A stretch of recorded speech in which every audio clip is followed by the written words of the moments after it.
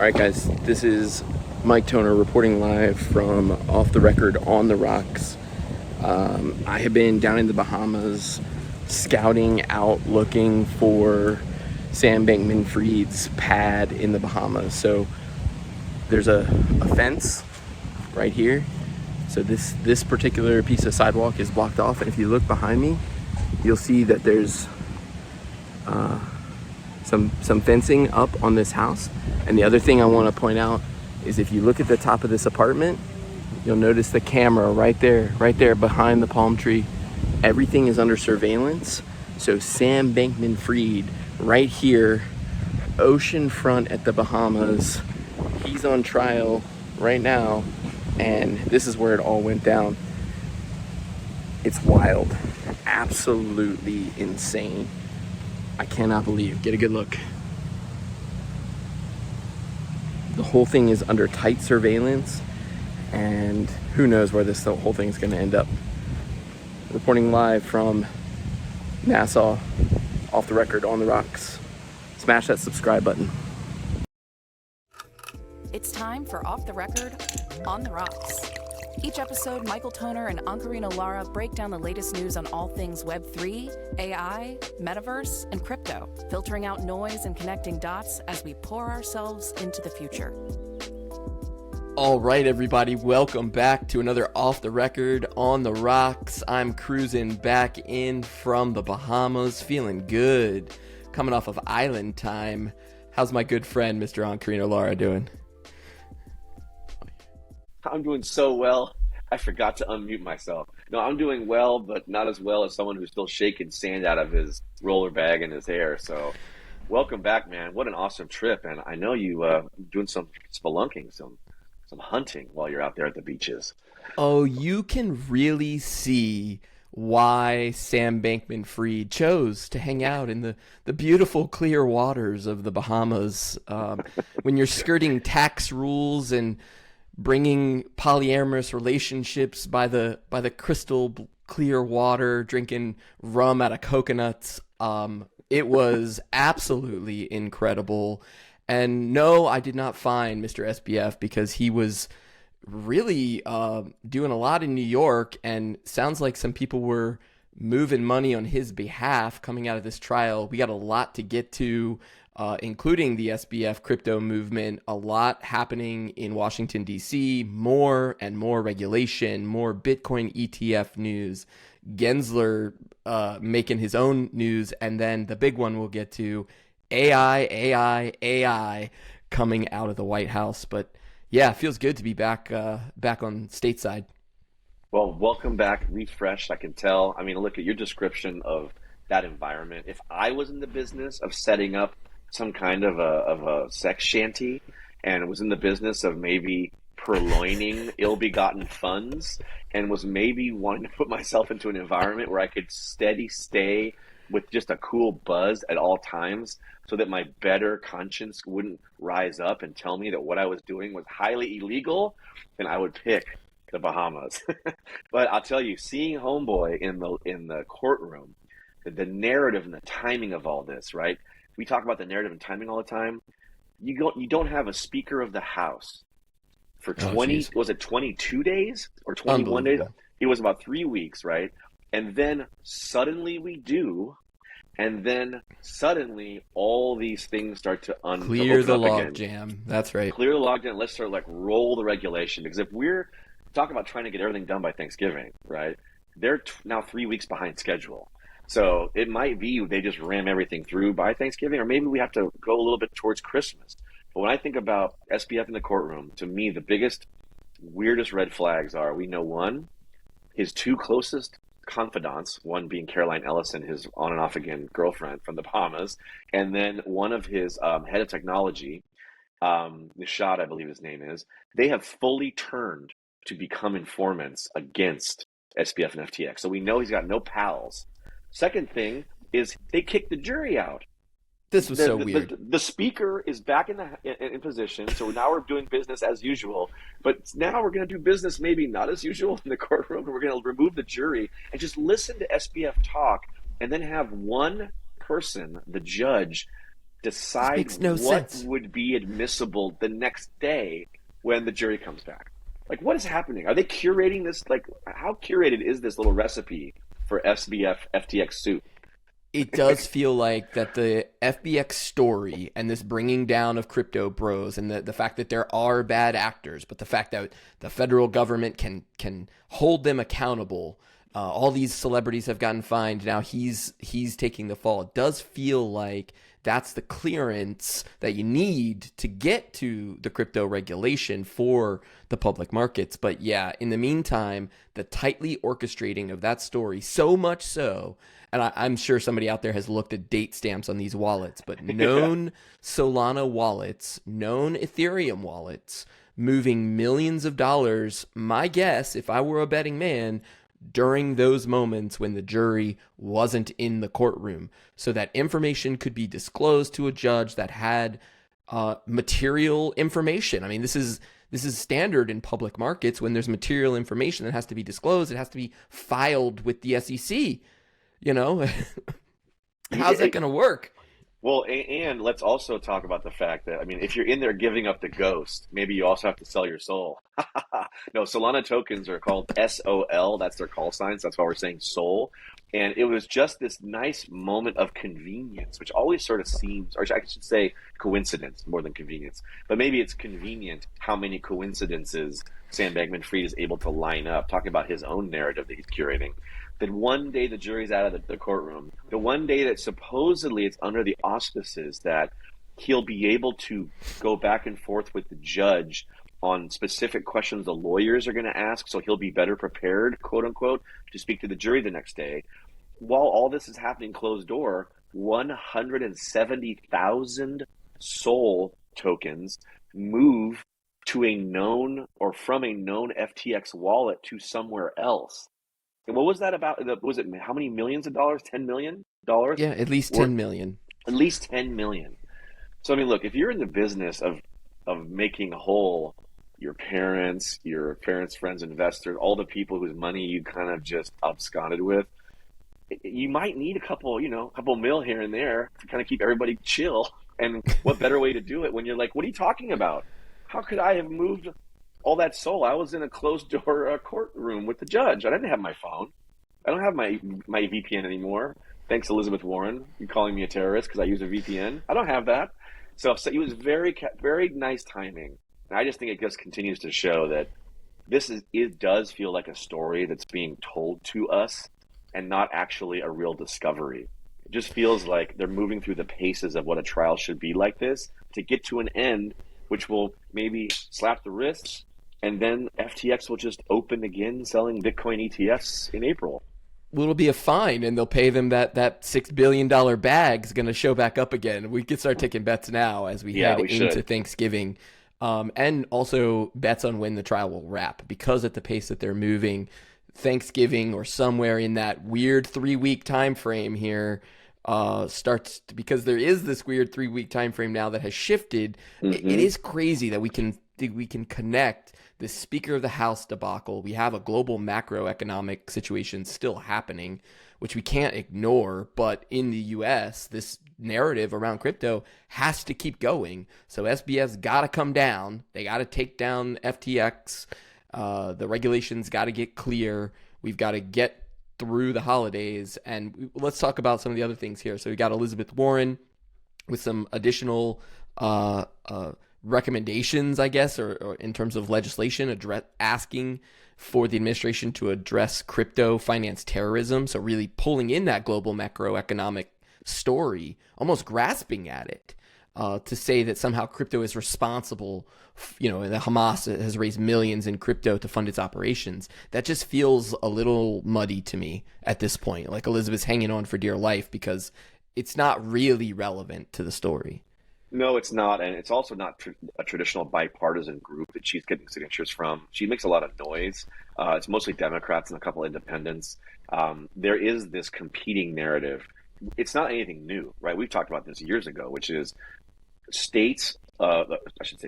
countries who are acting as terrorist states in the eyes of the American government are sanctioned. And that means that they're cut off from all this traditional fiat funding and trade. But we know that those countries have been amassing war chests in digital assets, and it's how they fund these wars. This is why Russia can continue an incursion in Ukraine. It's why Kazakhstan and these different countries that were these big Bitcoin mining areas were so important. It's why Hamas can raise money and why they can fund it. And sometimes it's coming from ill-begotten funds, sourced to Iran and Syria. There's all this sanctioned money / digital stuff that's floating around, and Warren wants to just say no more. But she's also the Chicken Little who's been out there screaming, saying, it's like, what does she have to scream to get everyone to pay attention? First, she said, if you use, this was earlier this year, if you're using a VPN and you're using a cold storage wallet, then you are a terrorist. Like, those are the exact words that she's using. She said, if you are doing either of those two things, you're basically working against the American government. You're contributing to the de-dollarization.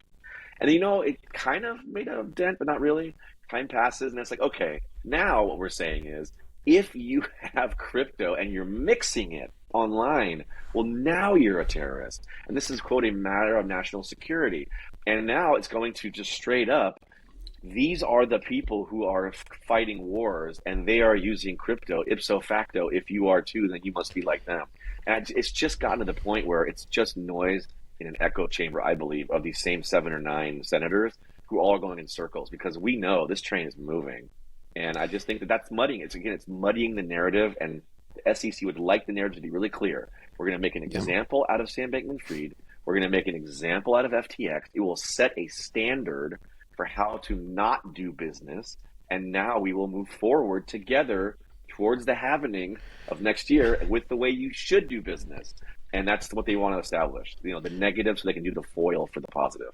I'm reading some of this letter from Senator Warren's website, and it's kind of going through, she's an outspoken advocate for regulation and oversight of crypto to rein in quote, unchecked illegal activity and protect consumers. And it talks about in July of 2023, along with Senators Marshall, Manchin, and Graham, reintroduced the Digital Asset Anti-Money Laundering Act, which I think we covered here on the podcast, no doubt about it. And it was all about mitigating risks from digital assets by closing loopholes and bringing the digital asset ecosystem into greater compliance, which is super interesting. And I know I'm going a little out of order here, but this was news coming from just this morning from The Block. Brian McGleeson for The Block, covering the UK Treasury releases final proposals for crypto asset regulation. And this is all about the regulation of digital assets. And it's super interesting because one of the things that they cite in Monday's final proposals from the UK government was including the failure of FTX. Mm-hmm. So literally you've got the UK federal government referencing this case that's about to come to conclusion, I would assume. Seems pretty clear to me. He was in the Bahamas spending a bunch of people's money when he shouldn't have been, and nobody's going to argue with that. And now the EU is going to use that to export regulation around these digital assets. It will become mainstream in the US. We already know Newsom is going to import it first. It's coming around from the West Coast side first before it makes its way across the country over down to Capitol Hill. And that's now how a bill becomes a law. That is how this process is working. We're following our EU neighbors. These senators are screaming that. In the meantime, the courts have to work through the guardrails first, almost, to have some precedent so that then they can write the rules, which I know I just went on a bit of a tangent there, but all of that to me leads me straight up to, I'm back from the Bahamas. I get an invite to a rooftop party with a major VC in DC, hosted by VentureBeat. This is last Friday.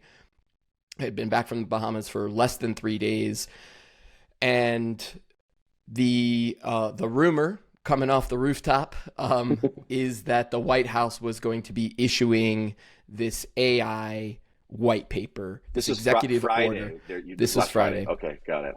Yeah, so we're recording today, October 30th. This event was actually on the 26th. I'm looking back at my calendar right now. So this was early news, but I mean, there were some really, really powerful people in the city at this event. One of the folks that I walked right up to the table was working with the DoD, had been there 3 months, and She was impeccably dressed, a beautiful Burberry scarf, Dior glasses, Bulgari jewelry, a trench coat, pantsuit, just screaming All power, power. all power All move.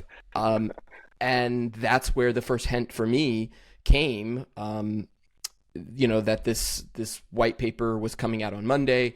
This person was specifically coming out of the healthcare industry and was describing how AI was going to be used to impact all of these industries, including healthcare.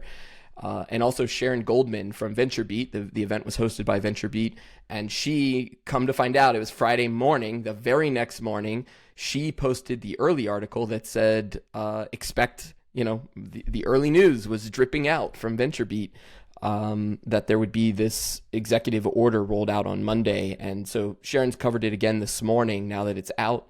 It's a full text 100-page executive order. They also released a fact sheet. They had a couple of captioned videos on Instagram, which I really thought was so good. Apropos of the moment in terms of this content's been being produced and packaged. The issues covered in this. This is one of the longest executive orders I think ever issued, 100 pages. AI safety, bioweapons, national security, cybersecurity, privacy, civil rights, algorithmic discrimination, criminal justice, education, workers' rights, research, you name it. Like, there is not a topic left off. And they also explicitly cover a couple of departments, including the Department of Commerce, developing guidance for content authentication and watermarking to clearly labeled AI-generated content. These things are related to blockchain. If you are talking about watermarks and you're talking about authentication of content and creation, you're going to need a public ledger with which to do it. All of these things are combined. I stick by my recommendation, or my prediction, that if you can get to the AI regulation faster, then by default you will have regulated crypto. And I really think that that's now what we're seeing happen here on October 30th with the longest executive order from the White House. And look, first of all, your level of access to these DC roof decks really is really unbelievable when it comes to us filling in those blanks on our own, hypotheses on how these narratives play out. Because when I went deep diving on AI.gov, and for our listeners, you should go check out AI.gov. It is not a website that was stood up over the weekend. I can tell you that there have been a lot of people working a lot of hours. The listing of jobs per division of the government are PDFs that are basically spreadsheets that show not only the name of the job, but who is the contact person by name for them. The level of specificity across each of these divisions is unbelievable. Like, it's actually pretty impressive considering what normally the government puts out, what we're used to seeing with these like late Friday SEC filings. But when you think about the timing of the narrative, what had to happen in order to get all of this to happen? What happened on the 25th, the day before the roof deck party? Well, that was when the new Speaker of the House was elected. Then the 26th is the roof deck party, and someone says, hey, there's cool stuff happening in the government. And then Friday morning, VentureBeat says, hey, guess what's coming next week? Tech and government, here we go. Monday, boom, not only is it the AI.gov, but it's the largest executive order ever written, and it's so comprehensive, it makes me feel overwhelmed and almost like, wow, someone just put up so much stuff that it creates a moat, to use like a visual metaphor. It's well done. This 100-page and the AI.gov is a moat that is really wide and really full of water, and there's no easy way to cross it because you have to parse so much. It creates more questions than it does answers, and it's going to hold everybody at bay. I don't know, maybe till the halvening in April. But it's going to be long enough that everyone's going to be so swirling with opportunities that maybe this is exactly what they needed to now get all the rest of the stuff done by Thanksgiving. Look, that is a beautiful flag in the ground. Big time. Amazing observation. I mean, this says build your AI skills, bring your AI skills to the U.S. My favorite line is join the national AI talent surge. Surge, I mean, yes. Talk about needing to produce jobs and to provide these kinds of opportunities for employment and for advancement, and to have learning modules to learn about AI in order to get this talent surge in the door. I'll make another observation here, which is to say that perhaps Gensler botched what was supposed to have been the original playbook, which is why his story is inconsistent and why the administration needed to quickly move and accelerate the public narrative to AI. Because if you can get to AI, then by default, you can just regulate crypto with AI. I wonder if now some of what we've covered over the last 18 months and the messiness of it was somewhat of a botched plot or a botched timing. Maybe COVID wasn't part of that story, and all of that then accelerated the need, because you still got the UK just this week putting out digital asset regulation, where the only thing the US has put out is this thing from Gavin Newsom in California. But here we're leapfrogging, to your point. We're creating this giant moat, like way out in front of where any other country on earth is going to be when it comes to AI. And what does the US need to be doing right now? We need to be winning the metaphorical World War III happening in the metaverse, happening on Zoom, happening digitally on our phones, happening in this new technical digital world that we live in. And we're going to do it with AI, and we're going to give everybody in the U.S., bring your AI skills to the U.S., and we're going to give them all jobs. That's the exact words. The words say, bring your AI skills to the U.S. We will win this game. And also the timing. How about botched timing? Because you have to also align Hollywood, right? So when Tom Cruise released Mission Impossible 7, which is Tom Cruise versus Gabriel, the avatar of AI, or the movie The Creator, which is our war against AI as told through the lens of the Japanese, cinema. All these things maybe hit a little too early, because Gensler was there screaming about AI when you were at the press club, and the press club event was months ago, which almost feels like maybe he was, like you said, too early bird. And now lately, there's been other stories now where even Gensler himself is coming out and saying, I'm Gary Gensler, and I am admitting that my Gary Gensler's Bitcoin ETF and other Security and Exchange Commission positions have been inconsistent over the past 4 years. That's strange. Why today, to October 30th, just to keep the narrative going? If you need to clean up all the spilled milk, Gary, then how about just take it on the face? We come out and just say, hey, you're just going to take your nice little coat off, and you're just going to mop all that milk up off the table, and then you're going to just kind of remind everybody, hey, I was inconsistent. There was a lot going on. There was COVID, like you say. And weren't we supposed to be saying that AI helped us solve COVID? Oh, no, that's not part of the story. Okay, we won't say that. But we're going to Forget that part. Forget that part. We want you to bring all your AI to us. We may send out all of our hardware and all of our chip making to other countries, but we want all that AI software here in America. It is like the biggest, weirdest kind of 180 and yet I don't think anyone sees it as being this huge narrative flip, because all we're being fed is this drumbeat, and we're being told that it's just SBF and FTX going down and AI surging, coming up. It's like these two things are sort of directly opposing one another. And you got to have one drop real hard to have one pop real hard. And now AI is the talk. Will be the talk during the entire presidential campaign for the next year. 100%. And you're going to need regulation around it when you talk about content creation and watermarking of what's real. Because if I have candidates out there creating videos and publishing content, and they can use these AI translation tools that we've played with, the ability to make the robot say whatever you need to say, that could be campaigning millions of times over and over, that is a problem. We've got to get to the solution here pretty quickly. I think the White House coming out with this, dropping a bomb, watch this space. The next, 3, 4, 5 weeks will be really critical in terms of the markets. We're already seeing this flight to quality. We haven't talked about BlackRock and the ETFs much in here, but we know that that's still happening. There were some changes, right? Their application came off and then maybe came back on the list. So talk about the timing and the reshuffling here to get everybody stood up, get those ETFs out, this flight to quality because of the global macro, get the AI narrative off the ground, and use crypto as the ledger to do all of the public sourcing of the authentication and use what the technology is meant to do in terms of transparency and provenance and containing all of that relevant data about who owns it, who created it. And that's where I think the Hollywood piece is a good call. I'm really blown away that this is what we're walking into in 2024. And Apple had to throw in a little weird event today.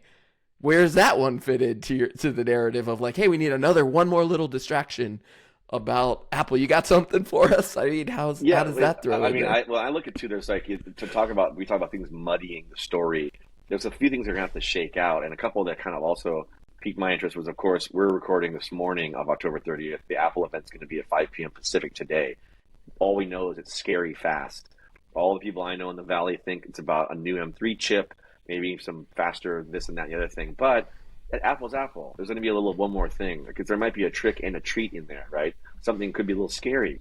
Maybe it's more than just new gestures for your Vision Pro that are going to be spooky, but maybe something even a little bit more interesting, which will further distract people away from regulation and everything else, and getting them more excited about metaverse stuff, and getting them more excited about the fact that, all of this energy, sometimes it was a real story, sometimes there were these fake stories around, the Bitcoin ETFs getting more interest and more movement. But the net effect of all of this talk of FTX and SBF, and Gary Gensler constantly saying that he's inconsistent and he's going to clarify, but he doesn't even accomplish that. What's happening? Search terms, specifically across the UK. And that's interesting because all this legislation initially starts in the UK and kind of moves. But search terms across Google and across the web are surging, not to borrow one of Joe Biden's terms from AI, but people are searching buy Bitcoin. They're searching, should I buy Bitcoin now, ? And are searching, is this a good time to buy Bitcoin? It's like going up like 6, 7, 800%.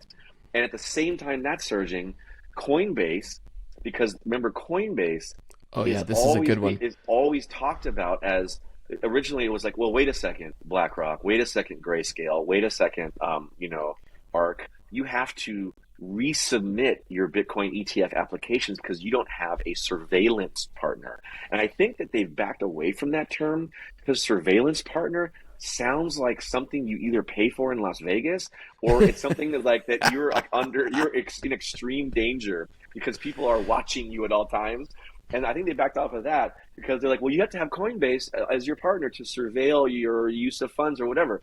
But now Coinbase is coming out and saying, no, well, yes, we are your surveillance partner, but no, we are trying to sue the SEC for like unlawfully saying everything we do on Coinbase is a security. So they work for the government, but they're saying that they're suing the same group they work for because they should never have been put in this position in the first place. It's talking out of both sides of the mouth, so crazy, but it's just buried. Coinbase's gripes are buried. Even XRP, Larson and Garlinghouse having their entire their whole lawsuit just dropped. It's as if it didn't even happen. They tweeted this like victory lap tweets. No one even saw them. No one hears about Coinbase. No one hears Elizabeth Warren saying that if you send money to a QR code, you're a terrorist. But all we hear now is Apple is having an event and it's AI. The largest presidential drop and a secret surprise massive Apple hardware announcement on the same day. Do you think Apple waited till the speaker? Do you think Apple waited till the Speaker of the House was in before they launched their event? Because they only announced that event on Friday when VentureBeat said the drip was coming on AI on Monday. So maybe Apple said, hey, wait, the government's doing a whole AI release on Monday? Hell no. We're doing scary fast on Monday. Maybe they're going to bury what is scary fast going to be? I don't know, but I do think you're right. Tomorrow being Halloween, when everybody's out trick-or-treating, walking around the neighborhoods with their masks on, everybody's probably going to be chatting about Apple. That'd be my guess. Where that ends up, that's an interesting take. Do they go metaverse? I liked your take about if you had to scare somebody a little bit, because I think that behavior change that you're really describing, you mentioned gestures. Maybe they'll teach us a new gesture, or maybe it's some hint of what the behavior is going to be. That for you and I and our listeners, like that's a really interesting thing to think that Apple from a branding perspective could use Halloween to kind of scare us a little bit, push us into this future maybe a little faster than they needed to as well, to get us right up till that January launch. It does. It's this weird, things are fast, things are slow. I mean, we see it even in the inflation data and the Fed trying to get the dollar under control. And it's like up and it's down and it's up and it's down. And yeah, the surging search for should I buy Bitcoin is super fascinating. The markets are this steady drumbeat up. It is a steady march and climb. We're up past 34 after staying around 30 for the last, I don't know, 6 months or so. And nobody's really talking about it. In October, we talked about it when it was October 1st, right at the beginning, 3 episodes ago. October. What happens in October? Crypto goes up. Since the start of October to now, Bitcoin's been up more than 25%. And like you say, it's scary fast. Like, you need to push people to a place of discomfort for them to adapt, right? From just a human psychology thing. But again, Speaker of the House, 25th, Roof Deck, 26th, Drip on 27th. And on the 27th, after the speaker, that's when Apple does something that to me was scary fast. They announced an event that was going to happen 72 hours later. So if you potentially don't want to have the government take away all of your AI talk with your new Metaverse and Vision Pro goggles, well, then you got to be scary fast and launch a massive event in Cupertino on the same day that the damn AI thing drops. Just like they dropped AI.gov, boom, you know that Apple website's going up tonight at 5 p.m. sharp. It will be there, and it will be the shit when it does launch. One thing we didn't talk about in that drumbeat of everything you just described, the full moon in October, and it was a beautiful one. Things are strange right now. Tomorrow is Halloween. The world is a crazy place. Apple's dropping news. White House dropping AI. Crypto is charging up. This is we are in for a wild ride as we head into the final quarter of 2023. We got to get all of this in order to get to the election. And yeah, I can't wait to see when we get to January. That 9 months to the election is going to be just fast, scary fast. Well, I'm in the meantime going to drop the entire 100-page document into my Chat GPT-4 and ask it to parse it for me and pull out. I'm going to ask AI to parse the AI doc and ask me to give me the high points. I'll do that between now and 5 p.m. Pacific. And then I'll just sit back and hope for a trick and a treat. And I'll be probably texting you during the announcements. Very excited for tonight. Love it. We'll do it again next week. We'll talk to you then. Take care. Bye-bye. Off the record? No. I'm gonna have to add it on in the end. That's a trick and a treat all at once. And I can